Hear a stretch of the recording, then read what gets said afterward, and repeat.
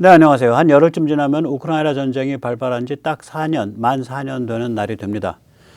푸틴이 이제 죽을 자리에 딱 놓여진 걸로 보입니다.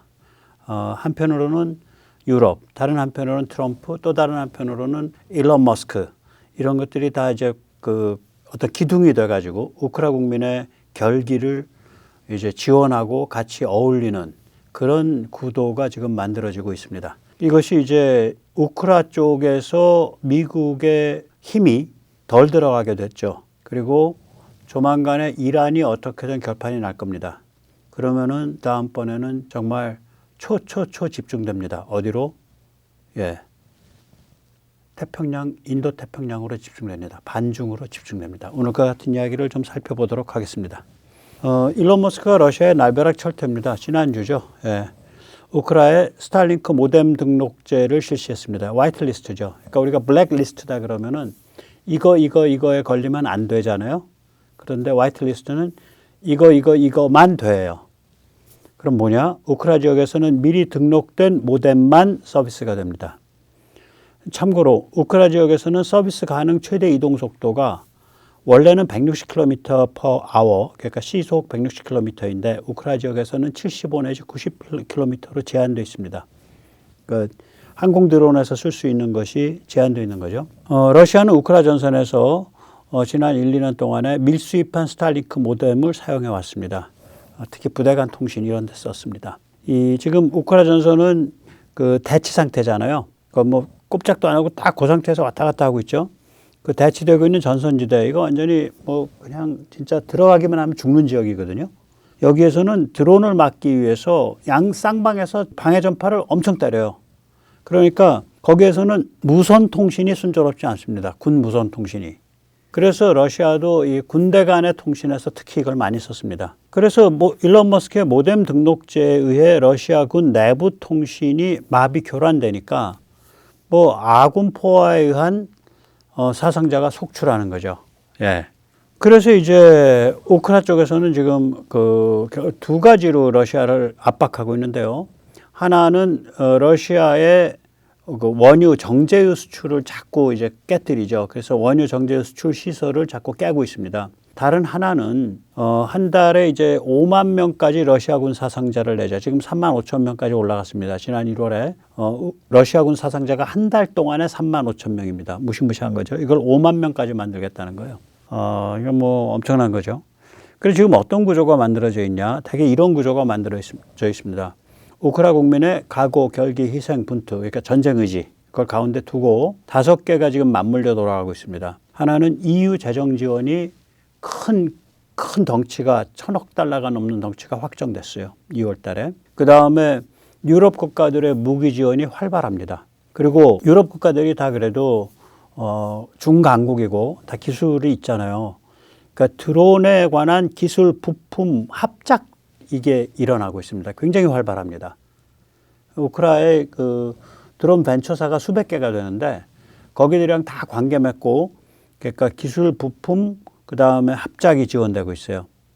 그래서 이 구조가 이제 딱 만들어진 거죠. 우크라가 자기 무기를 자기 스스로 혹은 유럽에서 바로 거의 대부분 조달을 합니다. 지금 상태가. 그리고 또한 미국이 무기 판매를 늦추질 않았어요. 미국이 그러니까 이걸 그 패스스루 모델이라 그러죠. 유럽 나토 국가를 통해서 나토에 파는 겁니다.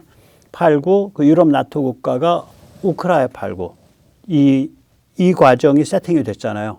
그래서 이게 전혀 그러니까 축소가 안 됐다고요. 그 다음에 이 트럼프랑 젤렌스키 막 왔다 갔다 하고 트럼프가 뭐 우크라이나 빨리 망하지 않으면 내가 가만두지 않겠다. 빨리 양보해라. 영토 내놔라. 그 엄청나게 언론은 그렇게 떠들었잖아요. 그 와중에도 미국 CIA 지원은 계속 확대돼 왔습니다. 이거는 이제 정보 감시 정찰입니다. 그 지원이 계속 확대돼 왔다는 것이 이제 결코 트럼프의 호의적인 신문사가 아니죠. 뉴욕타임스 그 우크라 특파원이 엊그저께 이제 인터뷰하면서 밝혔습니다. 하나씩 살펴보겠습니다. 우크라의 의지와 결합한 이제 5개 기둥인데 그래서 킬체인이 만들어진 거예요. 러시아를 박살을 내는. 첫째가 EU 재정 지원입니다. 2025년 12월에 EU가 결정했습니다. 2026, 2027년에 1,055억 달러를 재정 지원하는 것으로 결정했습니다. 물론 이제 유로가 900억 달러 900억 유로입니다. 그래서 대충 계산해 보면 이 정도 나옵니다. 일단 대출 형식입니다. 이와 별도로 2024년에 2024, 5, 6, 7까지 500억 달러를 지원키로 결의하고 그것이 계속 실행돼 왔어요. 참고로 근데 미국은 얼만큼 지원했냐? 우크라이나한테 669억 달러 상당을 지원했습니다. 미국의 국무부 홈페이지 자료입니다. 그 중에서 약 317억 달러가 국방부 재고고 국방부 재고의 약 뭐 4분의 3 정도는 그러니까 수명이 거의 다해가는 무기, 미군이 더 이상 안 쓰는 무기, 예, 그런 거죠. 그러니까 실제로 보면은 뭐 우크라이나한테는 굉장히 소중하지만 실제로 보면은 약 한 400억 달러 정도를 지원했다고 보입니다. 예. 그러니까 이런 것들이 다 십시일반으로 모여가지고 이때까지 지탱을 해왔는데 이걸 한꺼번에 1,000억 달러 패키지, 2년에 걸친 1,055억 달러 패키지를 지난 12월에 결정을 했단 말이에요. 그러니까 이거는 굉장히 큰 결정이죠. 엄청 큰 결정입니다. 네. 그 다음에 이제 유럽 국가들이 드론을 위한 기술 부품을 지원하고 있습니다. 그래서, 이제 영국 같으면은 직접 드론을 합작해서 영국에서 만들면서 이제 제공을 하고 있고, 공중 드론은 이제 점점 더 장거리화되고 있습니다. 그러니까 단거리 작전을 위한 1인칭 관점 드론, first person view라 그러죠. FPV, 걔가 혼자서 끼고서 장난감 같이 이렇게 하는 거, 농부가 하듯이. 그거 사실 뭐 반경 10km 이내죠. 5km 뭐 이런 그거를 넘어서 가지고 네트워크에서 이제는 보기 시작했어요. 그럼 얘기 끝난 거죠. 네트워크에서 보기 시작했다고요. 그러니까 그런 드론들이 보내주는 것이 어떤 종류의 현장에 있는 데에 컨솔리데이트가 되고 거기서 다시 스타링크로 이거 본부 헤드쿼터로 들어오고 헤드쿼터에서 그걸 지시하고 뭐 이런 구조가 만들어진 걸로 보여요. 이게 비밀인데. 그러니까 공개되는 자료들을 보면. 그리고 이제 저 큼직한 드론들, 큼직한 굉장히 크고 좀 뭐 20km 이렇게 30km 돌아다닐 수 있는 고급 공중 드론 이런 것들은 등짝에 이만한 책받침만한 쟁반만한 그 스타링크 모뎀을 들고 돌아다니더라고요. 붙이고서.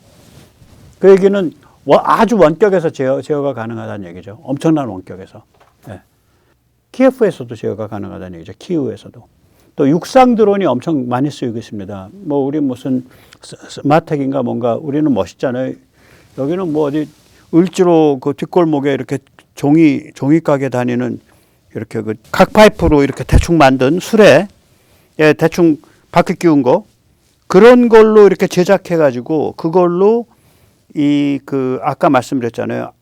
그 거의 그 대치 상태에 있는 그 정말 머리만 들면 죽는 지역, 그 지역에 참호전을 하고 있는 병사들한테 계속해서 보급이 이루어지고 또 부상당한 사람은 거기에 실어가지고 후방으로 빼내고 이런 작업을 하고 있어요. 주로 보급과 부상병 이송에 쓰이는데 최근에는 지난 한 열흘 전, 보름 전에는 사상 최초로 이제 그 로봇 앞에 거기 이제 그 총도 달아서 원격에서 쏘기도 하니까 로봇 앞에 이제 러시아군이 항복을 했다고요. 그 다음에 수중 드론은 UUV라 그러죠. 네. 이거는 흑해 함대 35%를 파괴했고요. 멀리 떨어진 노보로시스크는 어디냐면 그러니까 코카소스 산맥 흑해의 저 끄트머리예요. 코카소스 산맥 아래쯤 돼요. 예, 저기 소치 그 휴양지 부근이에요. 예. 이 멀리 떨어진 노보로시스크 등으로 대피한 상태입니다. 그러니까 크리미아 반도 부근이나 우크라이나 연안에는 안 옵니다. 지금 러시아 함대가. 그거가 별거로 이제 보면은 드론성 미사일 하이브리드죠. 이 드론성 미사일은 뭐냐면 날아가는 스타일은 드론처럼 날아가는데 마지막에 순항 미사일이에요. 장거리 순항 미사일인데 좀 드론성이에요. 그러니까 미리 세팅된 게 아니라 왔다 갔다 조정하면서 갈 수가 있죠. 팔리아니치아 700km 가는 거, 플라밍고 이건 자주 거론이 되죠. 3,000km 가는 거 이런 거 가지고 러시아의 정유시설 그 다음에 그 파이프라인을 깨죠. 그 다음에 지대지 넵튠은 원래 지대함 미사일인데 이거 지대지로 바꾼 거. 이거 1,000km 갑니다. 파클로 이건 700km 갑니다. 이런 것들이 줄줄이 나오는 거예요. 이게 다 우크라이나에서 만들어지고 있는데 그럼 여기에 들어가는 예를 들어서 탄소 섬유로 무슨 껍데기를 만든다. 누가 공급하고 있겠어요? 당연히 유럽 국가가 공급하고 있죠. 거기에 들어가는 뭐 EO 모듈이다. 그러니까 전자광학, 적외선 모듈이다. 거기에 들어가는 CPU다. 뭐 이런 거 다 누가 공급하고 있겠냐고.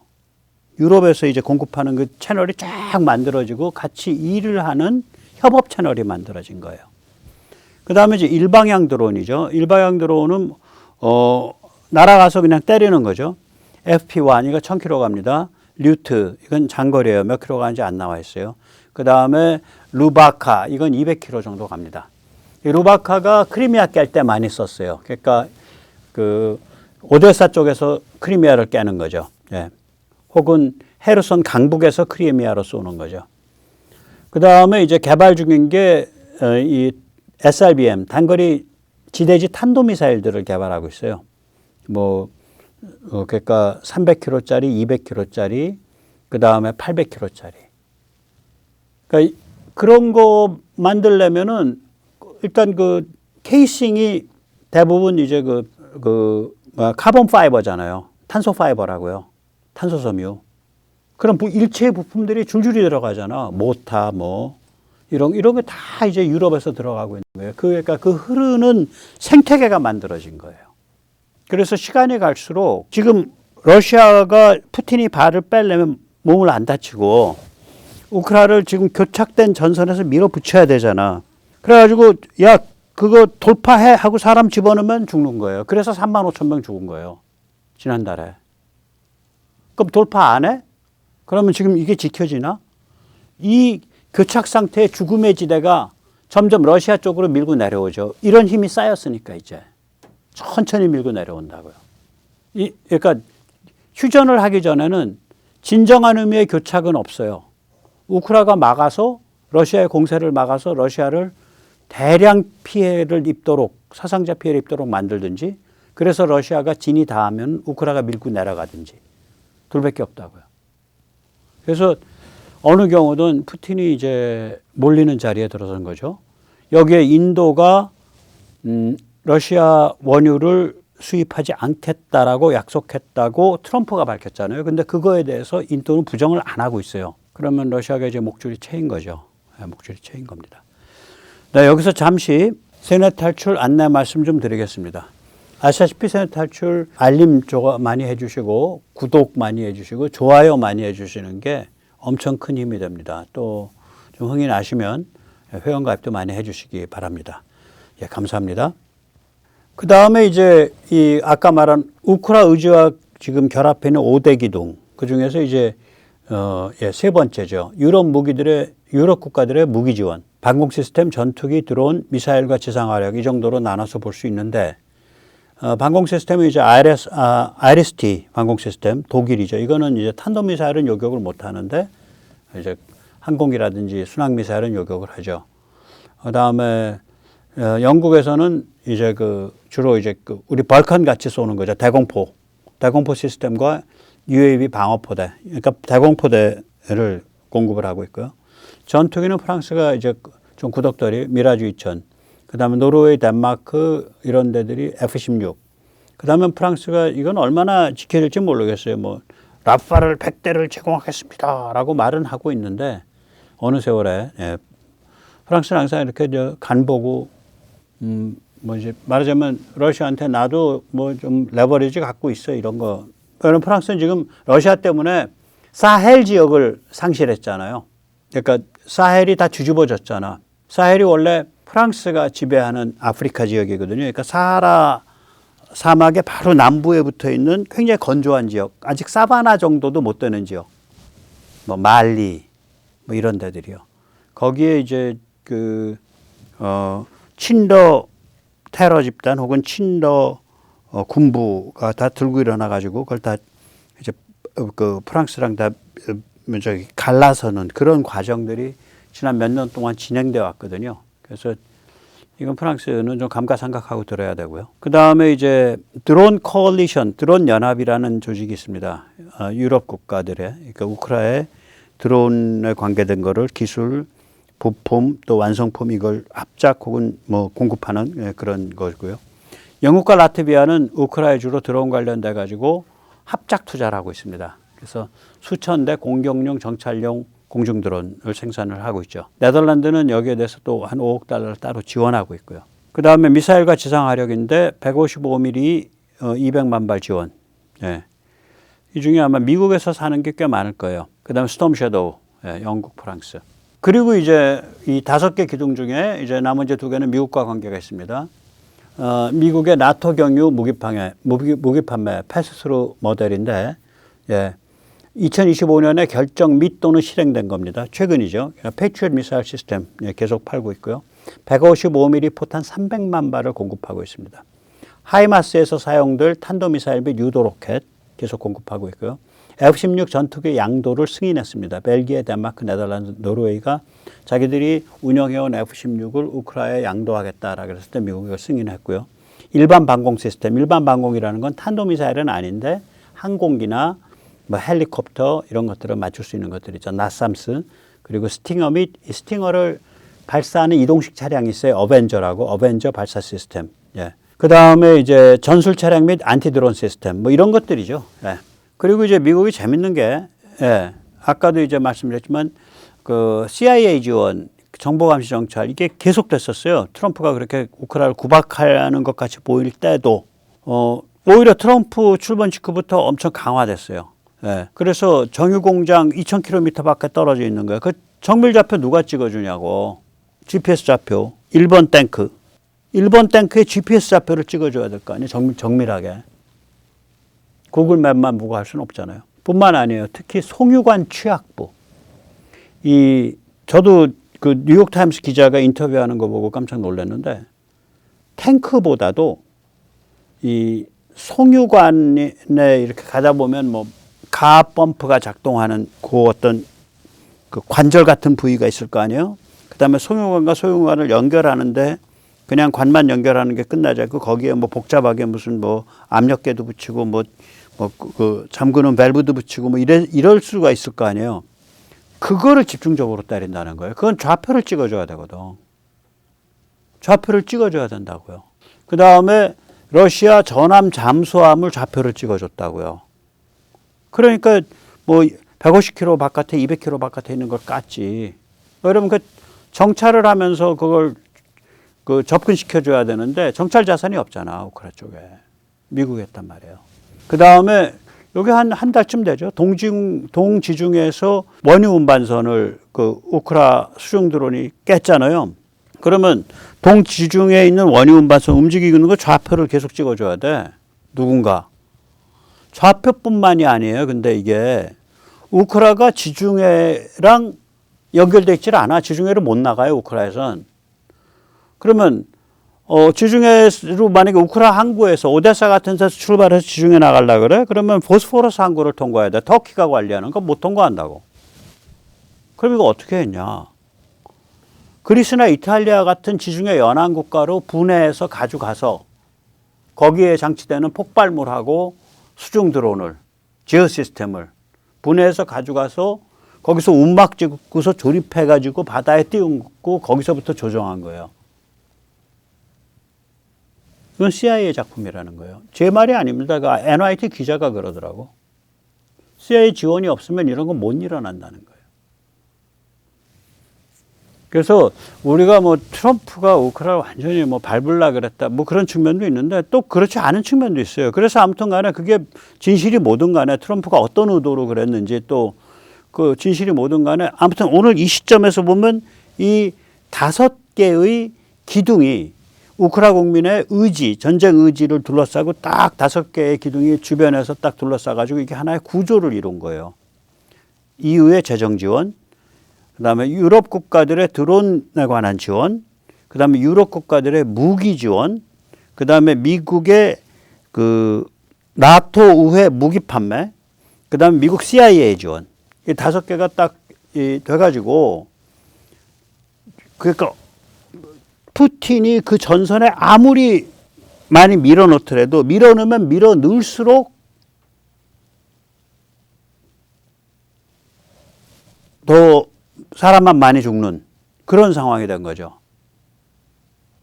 여기에다가 일론 머스크가 스타링크 화이트리스트를 적용했다고요. 그러니까 이 우크라이나 국민의 의지를 중심으로 한 5개 기둥으로 형성이 되어 있는 이 킬체인에 마지막 활용점정을 찍은 거예요, 이게. 그래서 이걸로 푸틴 굉장히 어렵게 됐다. 예, 그렇게 생각을 합니다. 푸틴만 생각하면 눈물이 날라 그럽니다. 자, 그럼 여기서 보다시피 미국은 자기 손만이 안 되고, 그러니까 자기의 부담만이 없이 유럽이 그 전쟁의 부담을 거의 다 걸머지고 또 우크라이나 국민이 엄청난 희생을 하면서 결국 러시아를 막아내는 모델을 만들어낸 거야. 그러니까 사실은 끝난 거예요, 이건. 이 모델이 이 정도 작동하기 시작하면 게임 끝난 겁니다. 그러니까 미국은 더 이상 신경 많이 안 써요, 여긴. 그냥 계속해서 야, 푸틴아, 엉아 말 듣고 빨리 우리 휴전하자. 나는 너 많이 패고 싶지 않아. 저 유럽 애들 지금 좀 이상한 애들 아니냐. 좀 말 안 듣고 말이야. 쟤를 굉장히 고집스럽고 뭐 이렇게 해서 유럽은 나쁜 경찰, 미국은 좋은 경찰 이러면서 푸틴은 얼레고 달려는 게임만 남은 거예요. 그럼 이제 나머지가 이제 이란이죠. 그러면 이런 것까지 다 되고 나면은 뭐가 됩니까? 중국이 러시아와의 관계 외에는 기댈 데가 없는 거예요. 식량, 에너지 이런 거 다 기댈 데가 없게 돼요. 그런데 러시아도 푸틴 이후 체제에서는 혹은 푸틴 체제에서도 전쟁이 끝나면 친서방으로 돌 수가 있어요. 중국에 대해서 중립적으로 돌 수가 있어요. 최소한. 그래서 거기다가 이제 엊그저께 그 일본이 반중전선에 칼을 빼고 튀어들은 거 아니에요. 총선 대선으로. 그래서 이게 지금 상황이 점점 더 그러니까 중국에 대한 아주 엄중한 제가 말씀드렸죠. 멤브레인 포위. 그러니까 뭐 굉장히 그 중국에 불리하게 작동하는 세계 질서 쪽으로 가고 있고 그런 와중에 한국의 그런 군사 지정학적 또 이런 어떤 멤브레인 포위에 있어서 한국의 그 위상이 굉장히 높아졌죠. 중요성이 굉장히 높아졌고. 그래서 어쩌을까 리짜이밍 그런 생각이 들죠. 예. 리짜이밍이 감당할 수 없는 리짜이밍이 그 자리에서 있어서는 안 되는 그런 상황이 점점 닥치고 있습니다. 오늘 여기까지 모시겠습니다. 감사합니다.